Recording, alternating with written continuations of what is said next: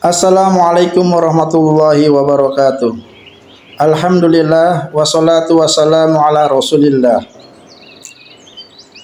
Allah Subhanahu wa taala berfirman, Ya ayyuhalladzina amanu in tattaqullaha yaj'al lakum furqana wa yukaffir ankum sayyi'atikum wa yaghfir lakum wallahu dzul fadlil azim.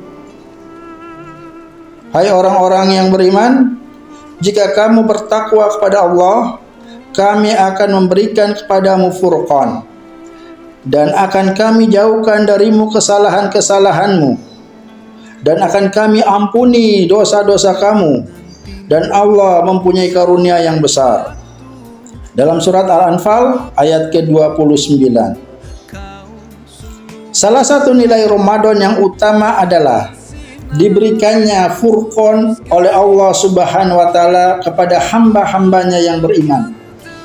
Di bulan Ramadan, kesempatan meraih furqan ini terbuka lebar. Terserah kita mau memanfaatkannya atau tidak. Furqan adalah kemampuan untuk membedakan yang hak, yang benar dengan yang batil, dengan yang salah. Ia juga berarti kesanggupan melaksanakan al-haq dengan konsisten dan menjauhi atau menolak yang batil. Dan Ramadan ini adalah bulan untuk meraihnya. Syahrul Ramadan alladzi unzila fihil Qur'an hudal linnasi wa bayyinatin minal huda wal furqan. Bulan Ramadan adalah bulan diturunkannya Al-Qur'an sebagai petunjuk bagi manusia, penjelasan bagi petunjuk-petunjuk itu, dan sebagai furqan. Dalam doa kita memohon kepada Allah, Allahumma arinal haqqa haqqa warzuqna ittiba'ah wa arinal batila batilan warzuqna ijtinabah. Ya Allah, berikanlah kepadaku bahwasannya yang benar, perlihatkanlah padaku bahwasannya yang benar itu benar, dan berikanlah aku kekuatan untuk mengikutinya, dan perlihatkanlah kepadaku bahwa yang batil itu batil, dan jadikanlah aku kuat untuk menjauhinya. Doa ini sesungguhnya permintaan agar kita diberi furqan oleh Allah Subhanahu wa taala. Ketika kita membaca surat Al-Fatihah, kita memohon kepada Allah Subhanahu wa taala, ihdinas siratal mustaqim, tunjukkanlah kami jalan yang lurus. Ini pun berarti kita memohon agar dapat menghayati nilai-nilai furqan, melaksanakannya dalam kehidupan, menjalani jalan tersebut. Dikatakan siratal ladzina an'amta alaihim, yaitu jalan orang-orang yang telah engkau beri nikmat atas mereka. Maksudnya jalan siapa? Minan nabiyyin, jalannya para nabi, wasiddiqin, jalannya orang-orang yang jujur, para sahabat, wasyuhada, jalannya orang-orang yang mati syahid, berjuang memperjuangkan Islam, wassolihin, dan jalannya orang-orang yang soleh. Ini jalan orang-orang yang telah mendapatkan furqan, yang kita juga harus menapaki, mencontoh jalan mereka. Ghairil maghdubi alaihim waladdallin, bukan jalannya orang-orang yang telah engkau murkai, orang-orang yang telah dimurkai Allah. Mereka faham jalan, ngerti jalan, tetapi tidak melaksanakannya. Mereka adalah golongan orang-orang Yahudi, dan bukan juga jalan orang-orang yang tersesat, yakni mereka tidak tahu jalan. Mereka lah golongan orang-orang Nasrani. Karena itu, furqan itu sebenarnya sudah ada di hadapan kita. Dia adalah Al-Quran, yang memang salah satu namanya adalah Al-Furqan. Allah berfirman, nazzala 'alaikal kitaba bil haqqi musaddiqan lima baina yadayhi wa anzalat taurata wal injil min qablu hudal linnasi wa anzalal furqan. Dia menurunkan Al-Quran kepadamu hai Muhammad yang mengandung kebenaran dan membenarkan kitab-kitab sebelumnya, yang menurunkan Taurat dan Injil sebelumnya sebagai petunjuk. Quran ini sebagai petunjuk bagi manusia, dan dia juga menurunkan Furqan. Furqan ini adalah Al-Quran, kitab yang membedakan antara yang benar dan yang salah. Ramadan pada hakikatnya melatih kita menjadi pribadi-pribadi Furqan, menjadi muslim agar tahan menderita dan bersabar terhadap segala godaan di bulan Ramadan ini, baik yang lahir maupun yang batin. Kita haus, kita lapar, kita juga mengendalikan lidah kita, mata kita, pendengaran kita, membentuk pribadi-pribadi yang sabar dan bersungguh-sungguh. Karena itu, kesempatan menjadi pribadi Furqan ada pada bulan Ramadan ini. Sosok pribadi yang memiliki Furqan dalam pribadinya, dia selalu menjaga 7 anggota tubuhnya agar selalu diberikan Furqan. Pertama, penglihatan yang Furqan. Penglihatan yang tidak pernah melihat hal-hal yang Allah haramkan, melihat aurat lawan jenisnya, selalu menundukkan pandangan terhadap wanita atau pria yang bukan mahram. Kedua, pendengaran yang Furqan adalah pendengaran yang diarahkan untuk menangkap informasi kebenaran, mendengarkan tausiah, tasmi' Quran, mendengarkan murotal, tidak mau menerima fitnah, gunjingan, keterangan-keterangan batil, berita hoax, mendengarkan musik, dan lain sebagainya. Ketiga, mulut atau lidah yang Furqan, selalu mengucapkan hal-hal yang baik, berzikir, memperbanyak doa, membaca tilawah, mengajak orang ke jalan Allah, tidak mau berbicara yang keji dan mungkar, atau tidak berbicara yang tidak ada manfaatnya, tidak mau terlibat omongan-omongan dusta, gunjingan, fitnah, dan sebagainya.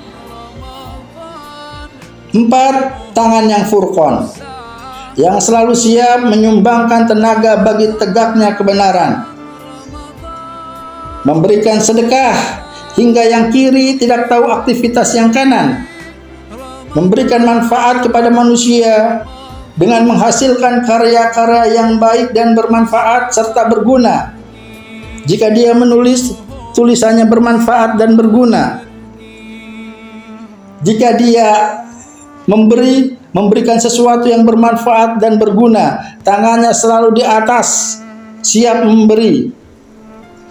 Karena tangan yang di atas itu lebih baik daripada tangan yang di bawah. Tidak dipergunakan tangannya untuk menyakiti atau merugikan orang lain. Kelima, kaki yang Furqan, yang senantiasa berjalan ke tempat-tempat yang diridhoi Allah dan memberikan manfaat bagi masyarakatnya. Pergi melangkah ke masjid, ke majelis taklim, ke training ilmu, ke daurah Quran. Tidak pergi ke tempat-tempat maksiat dan dibenci Allah Subhanahu wa taala. Keenam, perut yang Furqan, yang tidak mau menerima makanan yang haram, baik zatnya maupun cara mendapatkannya. Ia hanya memakan atau meminum makanan dan minuman yang jelas halalnya, serta tidak berlebih-lebihan. Ketujuh, farji atau kemaluan yang Furqan, yang selalu terpelihara dari zina, baik yang terang-terangan maupun yang tersembunyi, hanya berhubungan dengan yang dihalalkan Allah melalui jenjang pernikahan.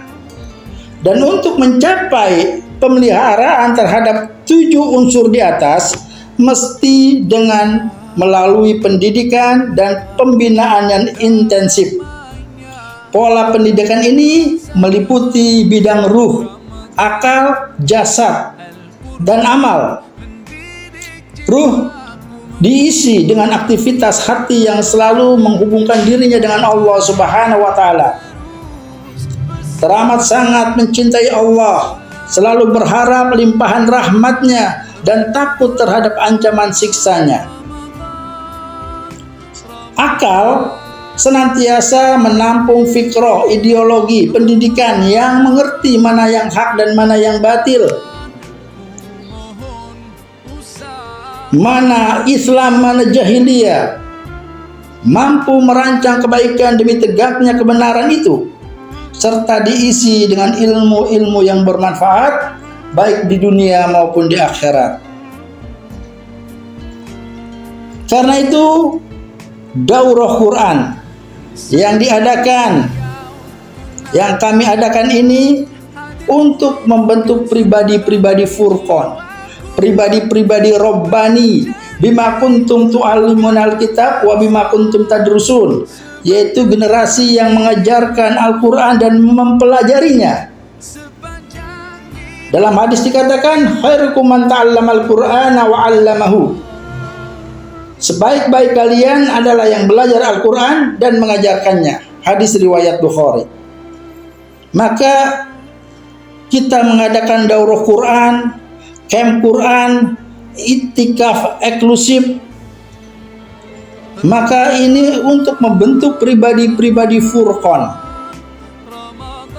Sedangkan amal atau jasad, haruslah dia beramal sesuai dengan hati dan pemikiran yang islami. Amal yang tak puas-puasnya berbuat kebaikan dan bermanfaat bagi umat manusia. Dan ini harus dilatih, dibimbing terus-menerus, sehingga seluruh aktivitas Ramadan memungkinkan seorang muslim mencapai pribadi furqan. Semoga kita bisa menjalani aktivitas Ramadan ini dan membentuk pribadi furqan, menghadiri daurah-daurah Quran, training Quran, iktikaf, camp Quran, agar terbentuklah pribadi furqan tersebut. Panas, hujan, tetap kita melangkah ke majelis taklim. Kami mengadakan daurah Quran. Daurahnya diadakan di Cilebut. Yang datang Masya Allah dari berbagai macam. Mereka guru-guru Quran. Ada yang datang dari jauh, ada yang datang dari Sukabumi, naik motor. Guru Quran wanita. Karena mereka tahu bahwasanya menuntut itu adalah kewajiban bagi seorang muslim. Talabul ilmi faridatun ala kulli muslim. Menuntut ilmu itu adalah kewajiban bagi seorang muslim. Enggak peduli berapapun jauhnya jarak yang ditempuh. Dia ingat, dia lihat bagaimana dulu seorang Nabi Musa alaihissalam berjalan menyusuri pantai siang malam untuk bertemu dengan Khidir untuk menimba ilmu. Dia tahu jalan yang ditempuh itu jalan menuju surga. Man salaka tariqan yaltamasu fihi ilman, sahalallahu lahu bihi tariqan ilal jannah. Siapa yang menempuh jalan untuk mencari ilmu, menuntut ilmu, maka akan Allah mudahkan jalannya, langkahnya menuju surga. Hadis riwayat Muslim. Karena itu teruslah mengisi hati kita, mengisi ruh kita, akal kita, jasad kita dengan pendidikan agar kita tampil menjadi pribadi yang furqan. Barakallahu fikum. Wassalamualaikum warahmatullahi wabarakatuh.